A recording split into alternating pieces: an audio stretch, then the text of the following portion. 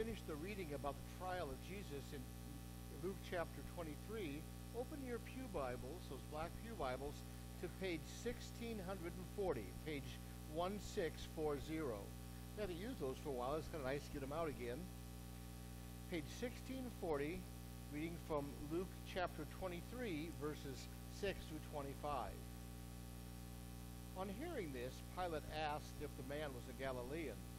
When he learned that Jesus was under Herod's jurisdiction, he sent him to Herod, who was also in Jerusalem at that time. When Herod saw Jesus, he was greatly pleased, because for a long time he had been wanting to see him. From what he'd heard about him, he hoped to see him perform some miracle. He plied him with many questions, but Jesus gave him no answer. The chief priests and the teachers of the law were standing there, vehemently accusing him. Then Herod and the soldiers ridiculed and mocked him. Dressing him in an elegant robe, they sent him back to Pilate. That day, Herod and Pilate became friends. Before this, they had been enemies. Pilate called together the chief priests, the rulers, and the people, and said to them, "You brought me this man as one who was inciting the people to rebellion. I have examined him in your presence and have found no basis for your charges against him. Neither has Herod, for he sent him back to us. As you can see, he has done nothing to deserve death. Therefore I will punish him and then release him."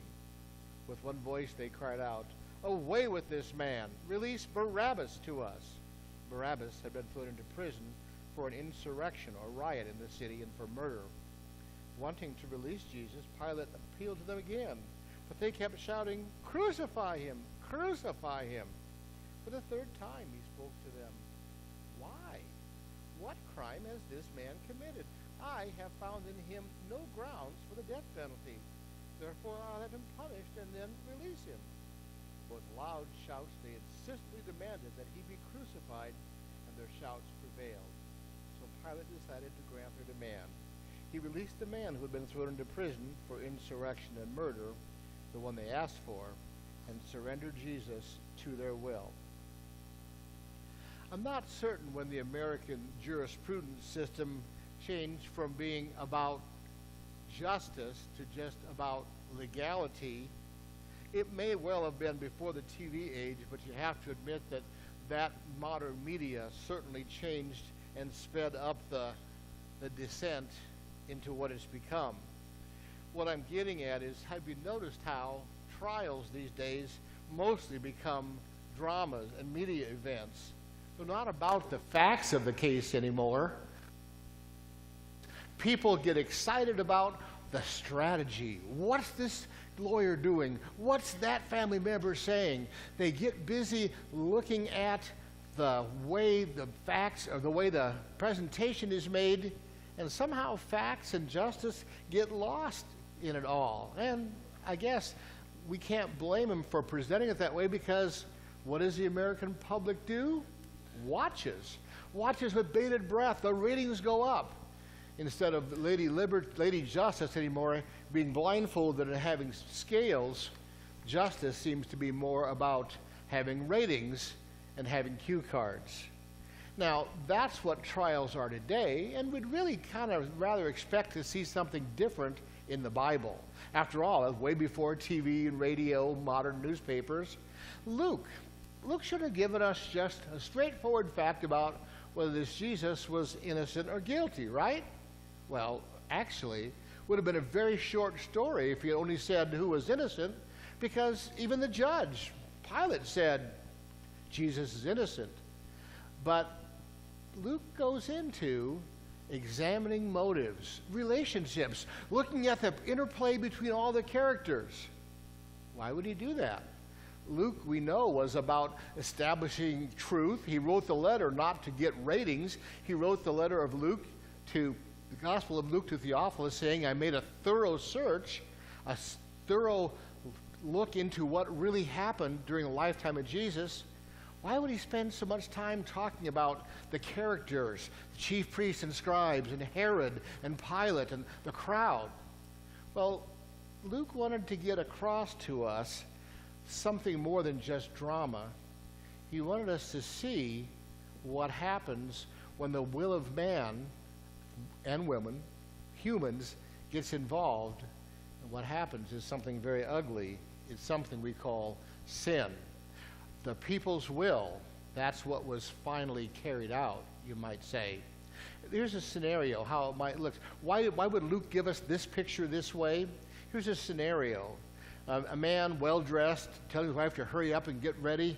He looks out the window. He's got the babysitter coming over. He's checking to see that the kids are okay as they're playing soccer in the backyard. And as he hits the window at just the right angle, all of a sudden, he sees himself. Reflection of himself, this successful businessman, ready to go to meet a client. And then he remembers, and last night it was because his civic club met. And the night before, well, there was also an important meeting with people of his social circle. He began to realize that he wouldn't be home with his kids at all that week. And yeah, the kids were okay, but the reflection of himself in that window showed him who was not okay. When we look at the story of the trial of Jesus, we see a very fallen world. We see people hungry for power. The scribes and Pharisees and chief priests hated Jesus because he brought the will of God back into play. He brought the fact that God desired obedience to the Lord first, and not to their institution, not the temple and its sacrifices. That wasn't the main thing. It was the God to whom the sacrifices were to be offered. Well, the chief priests wouldn't go for that. It was all about bring the money, make the payments, get rich. And so Jesus had to go. So they trumped up charges. They said he was inciting the people to rebel against Caesar. Nothing could be further from the truth. When the people had tried to trick him, saying, is it lawful to pay taxes to Caesar or not? Jesus had said, show me a coin. Whose picture's on it? Well, Caesar's. He said, give to Caesar what is Caesar's, and give to God what is God's. Those are not the words of an insurrectionist. Those are not the words of a treasonous man. That's someone who believes in the first commandment and the fourth. And was telling everyone else, too, that God deserves our complete obedience, but we obey God when we also obey the authorities he's put over us. Well, we couldn't have facts getting in the way. The crowd hollered and screamed, and they said, he's caused trouble clear from Galilee. Galilee? Pilate saw a way out. He's from Galilee? I'll send him to the governor of Galilee, Herod. Herod was excited. Herod had hated Pilate, and here Pilate threw him a bone, so to speak. He let him see the miracle worker, the teacher, the one that everyone was talking about, who had thus far been able to stay away from Herod and his evil machinations. Remember, this is the guy that had John the Baptizer beheaded just to please his illicit wife's dancing daughter. So now Herod gets a chance to grill Jesus. And what does he want? He wants entertainment. Does he want facts? Does he want to know the will of God? Not a chance. Thrill me, Jesus. Turn something special into something else when I even can see it. And Jesus had no time to just titillate someone's curiosity. He didn't come to entertain us. He came to save us. He came to free us from our desires to be way too flighty, way too inconsequential. He came to show us what matters is to trust the will of our Father. So Herod got disgusted. Jesus wouldn't play his game, dance to his tune, so he sent him back to Pilate. And then Pilate knew Jesus had done no wrong. But Pilate feared the crowd. If word got back to Rome that he couldn't control this population, he might lose his job as governor. He might not keep his cushy position. They even cried out when the other one gospel says, if you let him go, you're no friend of Caesar's. A friend of Caesar was a special status. That meant you were kind of one of the inside circle, and it had perks. To lose that status, oh no, Pilate couldn't do that. He said 3 times, this man's done nothing wrong. But when the crowd said, kill him, he said, him or me? No question. Take him and crucify him.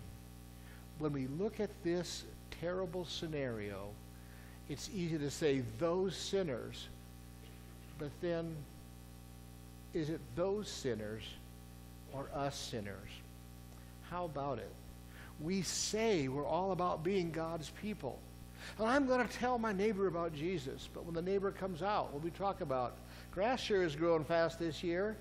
Hope the Huskers play well this weekend. How is the kids? Jesus, well, that might be uncomfortable. Don't want to talk. I even talk politics before religion. And, oh yeah, we've got a chance to help feed the poor, but, you know, it takes a lot of money to go on those weekend sports trips, saving up for that cruise. I earned it. I worked hard. Help somebody else? Well, maybe next time when I have even more spare change. The things we do are not what we think we are. They show maybe something about us that we saw in this crowd. People turning away from God's will and going their own willful way. So then we're left wondering, was the will of man done that day? And actually, you have to go one step deeper. The will of God was being done. He is so powerful that even when people sin, God is still in control. Remember those people, those guards that were saying, prophesy? It was God's prophecy that Jesus would be beaten. It was God's will that he would be handed over and that he would lay down his life on the cross. In the midst of all that we do wrong, deeper than our sin is the love of God that says, I will set you free from your weakness. I'll set you free from your desire to put yourself first. You don't have to stay in that trap forever. There's something stronger, and that is the grace and forgiveness of God. While we find it hard to forgive, they sat in my place, that person in the checkout line was rude to me. Jesus, in his great love, went to great lengths and laid down his very life to forgive us. And it was the will of God that Jesus would suffer and die in our place. The people were angry.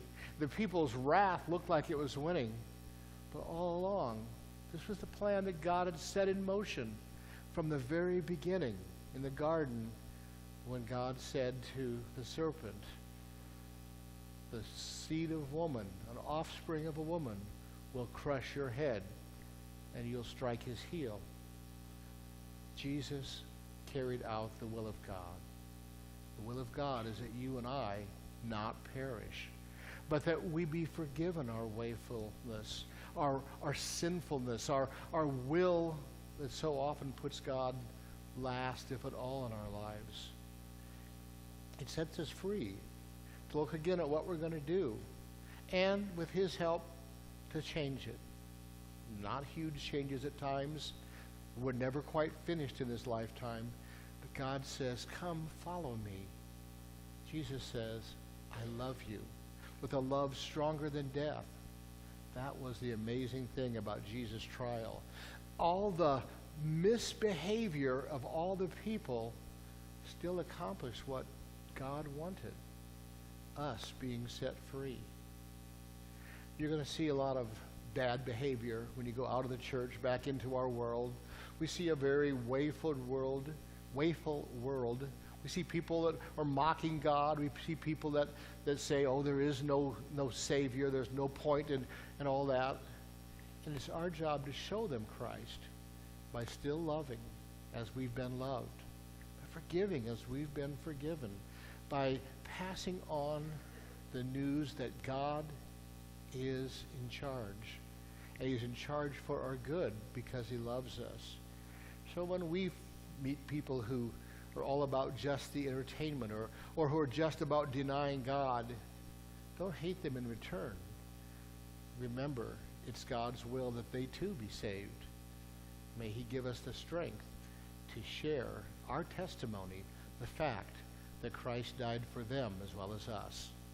That's our message for this evening.